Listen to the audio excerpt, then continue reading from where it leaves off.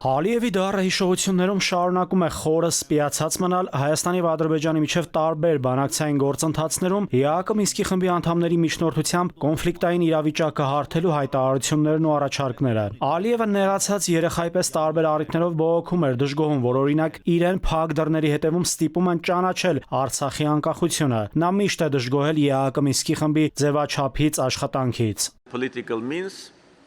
there is no need for Minsk group any longer. Վաղուց ժամանակն է լուծարել ԵԱՀԿ Մինսկի խումբը։ Այդ կառույցը լիովին ձախողվել է հայ-ադրբեջանական անցյալի հակամարտության կարգավորման գործում։ Հայաստանը պետք է քայլեր ձեռնարկի այս հարցում։ Ալիևը հիմա ուզում է ասի, որ խնդիրը այլևս լուծված է, կոնֆլիկտ էլ չկա, դրա համար լուծարեք։ Որտեղ եթե դուք դա պահպանելու եք, ապա միշտ այդ ինստիտուտը կարա շուր գա եւ ասի այս խնդիրը կա, եւ մենք պետք է շուտ հարցեր քննարկենք։ Փորձում է դրանով իր վերջակետը դնի, որ այլևս ասի այս կոնֆլիկտը չկա։ Որքան էլ Հայաստանի իշխանությունները տարբեր առիթներով հայտարարեն, թե պատրաստ են եւ կողմ են այդ ձևաչափի լուծարմանը, խաղաղության պայմանագրի ստորագրմանը համընթաց, քաղաքագիտական համայնքն ու ԵԱՀԿ Մինսկի խմբի գործունեությանը քաջածանոթները կփաստեն։ Այդ ձևաչափը ամենակարևորներից է, որի անդամ երկրների ղեկավարները բանակցային տարբեր գործընթացներում լրջագույն քննարկումներ են ունեցել կոնֆլիկտային խնդիրներին լուծում տալու հարցում։ Իրար հետ մտցելով։ Բայց միասնական որոշումներ էին ընդունում մի թեմայի մասին։ Նա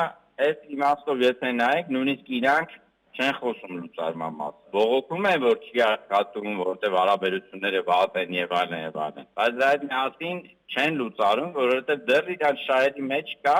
այս տարածաշրջանում ունենալ ազդեցության լծակ։ Այդ ինստիտուտը չի կարելի վերացնել։ Այդ ինստիտուտի համար պետք է կռիվ տալ բայ, որտեղ գալիք սերունդները պետք է ունենան այդ հնարավորությունը։ Որքան էլ Ալիևը բարձրագոչ հայտարարություններ անի, որ պետք է լուծարվի ԵԱՀԿ Մինսկի խումբը, այնուամենայնիվ ԵԱՀԿ-ում բոլոր որոշումները հաստատվում են կոնսենսուսով։ ԵԱՀԿ ցանկացած անդամ պետություն կարող է հայտարարել, որ ինքը համաձայն չէ այդ լուծարմանը։ Վաղը կարող է Հայաստանն ու Ադրբեջանը ղեկին ասեն, ուզում ենք լուծարենք, որևէ մի երկիր ասի, չէ, ես համաձայն չեմ, որովհետեւ խնդիրը չի լուծվել, ոնց է, ինչի մասն է։ Արցախի հարցը իրավունք ունի վերադարձ։ Արցախի հարցը իրավունք ունի իր պատմական հուշարձանների համար։ Ցանկացած անդամ կարող է խնդիրը բարձրացնել, գաղտնիքի ժամանակ խոսալ, նման անել։ Որքան էլ Մինսկի խումբը այս պահին ներգրաված չէ Հայաստանի եւ Ադրբեջանի միջև բանակցային գործընթացում որպես ակտիվ միջնորդ, այդուամենայնիվ այսօր էլ ԱՄՆ-ի, Ռուսաստանի եւ Ֆրանսիայի համար այն դեռ լծակ է տարածաշրջանում ազդեցություն ունենալու համար։